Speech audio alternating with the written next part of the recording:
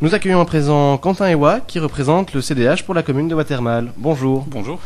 Alors, vous êtes entre autres conseiller politique pour le CDH au Parlement de la communauté française Wallonie-Bruxelles, la Fédération Wallonie-Bruxelles. Tout à fait. Vous êtes porte-parole des GMH et vous êtes président des jeunes CDH à Watermal-Boisfort. Tout à fait. Vous vous présentez 6e pour le CDH à Watermal. Oui, alors je tiens à préciser ici que effectivement je suis 6e sur une liste mais qui s'appelle GMH, donc qui est un rassemblement de GM et du CDH, qui est en fait une liste pluraliste d'intérêts communaux, si on peut parler comme ça. Alors, je vous rappelle le principe de notre émission. Vous avez 1 minute 30 pour répondre à notre première question. Ensuite, et en fonction de votre réponse, nous vous poserons différentes sous-questions. Quand vous êtes prêt, on peut y aller. On peut y aller, il n'y a pas de souci.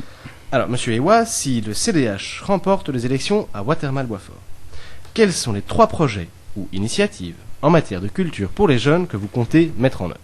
Alors, nous avons en fait la chance à Watermal-Boisfort d'avoir un centre culturel, la Vénerie, et Wabo, qui est le centre culturel flamand, une maison des jeunes Copainville qui est plutôt aussi dynamique au niveau de la culture, des maisons de quartier, un centre d'expression et de créativité qui est adossé à la Vénerie, donc le centre culturel. Et donc, sans risque de vous décevoir, on ne va pas révolutionner le monde, car Watermal-Boisfort, au niveau de la culture, est réputé pour rayonner au-delà de la commune. Ceci dit, et pour répondre à vos 3 questions, je pense qu'un des premiers chantiers qui s'impose à la future majorité, c'est le renfort des synergies entre tous les acteurs culturels que je viens d'évoquer. Alors on a beaucoup parlé en son temps de conseils consultatifs de la jeunesse notamment. C'est des choses qui ont fonctionné mais qu'il faut certainement évaluer.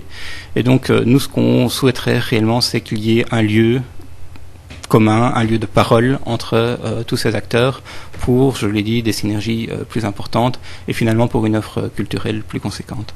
Ça, c'est mon premier point. Mon deuxième point, il est un peu plus concret. Ce qu'on tient vraiment à faire à GMH, c'est mieux profiter du patrimoine foncier et immobilier de la commune. On a toute une série d'infrastructures assez intéressantes pour l'accueil d'événements culturels. Je pense au parc Tournai-Solvay, je pense au stade de Trois-Tilleuls, je pense à la gare de Watermal-Boisfort. Ce qu'on veut, c'est beaucoup mieux promouvoir la disponibilité de ces salles et quelque part en favoriser l'accès pour les jeunes, notamment par une politique de coût attractive, mais toutefois raisonnable compte tenu de la crise financière qu'on connaît. Alors, un autre élément lié au patrimoine foncier, c'est la forêt de soigne. Alors, beaucoup de communes construisent leur politique culturelle autour d'un fleuve, d'un parc, etc. Moi, ce que j'aime bien rappeler, c'est que la forêt de soigne, c'est tout de même 60% du territoire de Watermal-Boisfort, et que si la Vénerie fait clairement référence à la chasse et donc à la forêt de soigne, on aurait beaucoup mieux, quelque part, fait remonter la forêt dans la ville et axer de nouveaux projets autour d'une initiative du comité de quartier du coin du Balai notamment. C'est le cinéma dans les bois, c'est des balades comptées, c'est des balades nocturnes, etc. Je pense qu'il y a une réelle opportunité pour attirer les jeunes. Alors notre troisième point est un peu plus social. Il y a récemment, la commune d'Ixelles a construit un nouveau quartier à la limite d'Ixelles et de Watermal-Boisfort, au bout de la chaussée de Boisfort. C'est une nouvelle population qui s'installe. Ce sont aussi des nouveaux défis en termes d'insertion et je dirais aussi en termes d'acceptation par la population environnante. Et je pense que par la culture, à ce niveau-là, avec les maisons de quartier, il y a vraiment moyen de monter de chouettes projets. Voilà quels sont nos trois axes de travail le 15 octobre. Alors, comment allez-vous attirer les jeunes vers ces projets, vers ces événements? Je prendrai par exemple le cinéma dans les bois. Comment allez-vous faire en sorte qu'un public jeune vienne et participe à ces événements? À mon sens, l'attraction, c'est pas uniquement de la communication, mais c'est aussi de l'implication des jeunes. Et donc, on pense vraiment à GMH qu'il faut les associer dès le début. Ça passe clairement par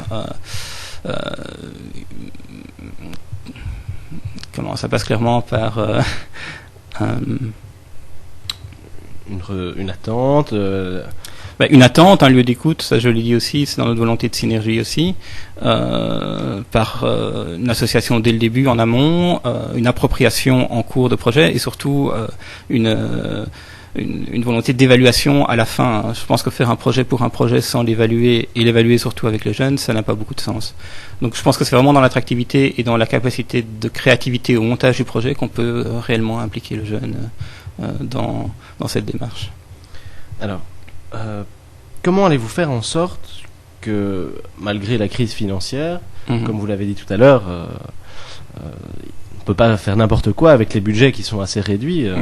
Comment allez-vous faire en sorte que ce soit réalisable du point de vue financier ? Alors effectivement, l'argent c'est le nerf de la guerre, mais tout le monde sait aussi qu'il y a des leviers financiers qui existent et qui traversent tous les niveaux de pouvoir. Je pense en premier lieu à la Fédération Wallonie-Bruxelles, dont c'est la compétence principale, et qui octroie des subsides, certes moins depuis 2008, mais qui continue à le faire. Il y a la COCOF, il y a la région. Voilà, on a un catalogue, un éventail de possibilités qui serait évidemment idiot de ne pas exploiter. Donc ça, on l'a bien en tête et c'est clairement une des voies qu'on veut suivre. Une deuxième voie qui touche peut-être moins directement à l'argent, mais c'est aussi le capital humain. La vénerie développe évidemment depuis longtemps et a développé une expérience très pointue au niveau de développement de projets culturels avec des personnes formidables. Évidemment, il faut exploiter ce capital humain directement, et quelque part, c'est évidemment complémentaire des recherches de fonds nécessaires à la montée d'un projet. Alors, de quelle manière est-ce que votre parti, à Watermal Boisfort, vous soutient dans la réalisation de ces projets ? Et de manière un peu plus générale, comment est-ce qu'au CDH, à Watermal Boisfort, on voit et on conçoit la culture ? Il nous soutient. On peut en fait désigner des représentants dans les associations culturelles, et à GMH et au CDH aussi, on nous a clairement désigné, nous les jeunes, moi notamment au CA de la Vénerie, j'ai un autre collègue sur la liste qui est aussi membre du CA de la Vénerie. Il y a aussi une vitalité associative assez importante à Watermal Boisfort, donc plusieurs candidats, peut-être pas des jeunes, mais quelque part on est toujours jeunes finalement, s'y retrouvent aussi. Donc je pense que par ce biais-là, c'est quelque chose qui implique le jeune directement dans la culture. Donc ça, c'est déjà une chose. Une deuxième chose, ce que je constate aussi, c'est que GMH est la seule liste qui présente un candidat sur 3 qui a moins de 35 ans. Donc on est 10 jeunes de moins de 35 ans sur 27 et c'est quelque part la liste qui a la moyenne d'âge la plus faible de la commune. Donc ça c'est aussi un élément relativement important à souligner. Voilà, maintenant au niveau culturel, on a eu un échevin, Roland Mackelberg, échevin de la culture pendant des années, Alain Houillard aussi.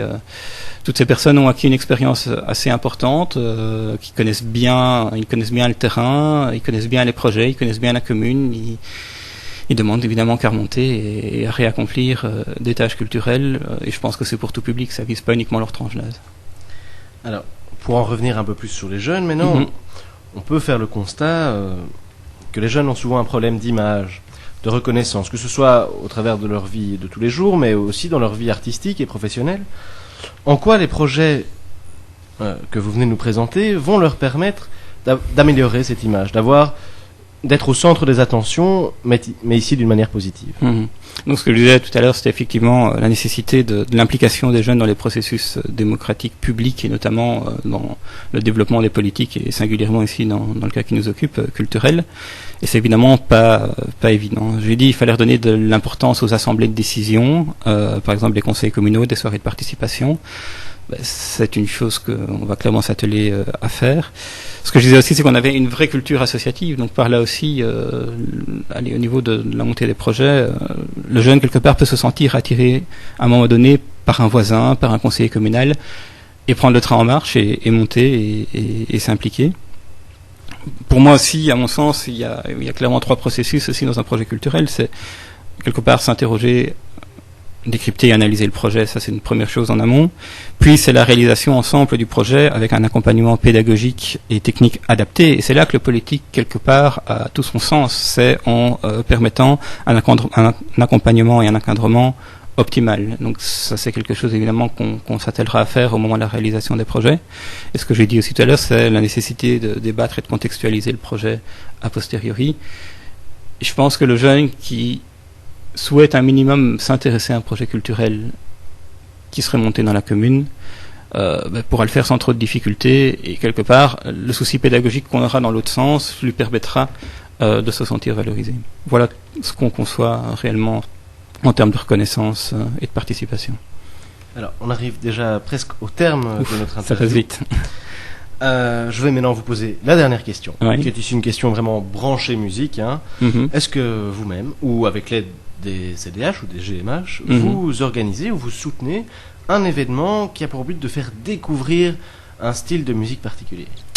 Oula, eh bien, est-ce qu'on organise? Non. Est-ce qu'on peut organiser? Évidemment, et je pense que dans les trois projets que j'ai développés initialement, et notamment le focus que j'avais fait sur la forêt de soigne, il y a clairement moyen de faire quelque chose de sympa, et j'ai envie de dire quelque chose de décalé aussi, parce que la forêt de soigne, effectivement, sympa, on aurait peut-être tendance à penser à musique classique, musique méditation. Je pense que jouer le contraste entre, quelque part, cet environnement apaisant et quelque chose de beaucoup plus dynamique, ça pourrait avoir tout son sens, et quelque part faire parler de Watermal-Boisfort et de la forêt de soigne singulièrement. Voilà. Eh bien, un grand merci. Avec plaisir, merci à vous. D'être venu répondre à nos questions. Alors, quand même, je rappelle, pour ceux qui nous auraient pris en cours de route, que vous présentez 6e pour le CDH à Watermal. Tout à fait. Bonne chance et bon courage pour vos élections. Merci à vous, bonne journée.